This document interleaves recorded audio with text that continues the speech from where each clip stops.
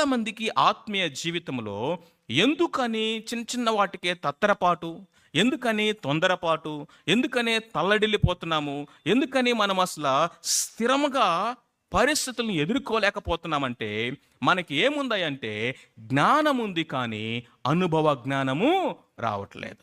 Information లాగా వింటున్నాం, ట్రూత్ని కేవలం వింటున్నాం. మన దేవుడు సర్వశక్తి గల దేవుడు, మన దేవుడు ఆ దేవుడు, ఆశ్రయ దుర్గము, ఇది అది అని అన్నీ వింటున్నాం, కానీ దాన్ని మనం ఏం చేయట్లేదు, క్రియలలో మన జీవితంలో కనపరచట్లేదు. విశ్వాసం అనేది ఎప్పుడు కూడా క్రియలలో కనపడాలట. క్రియలు లేని విశ్వాసము అదేంటి, మృతము. దేవుని యొక్క నీతి మనకు ఆపాదించబడింది.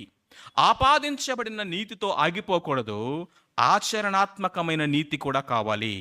The imputed righteousness must become the implanted righteousness.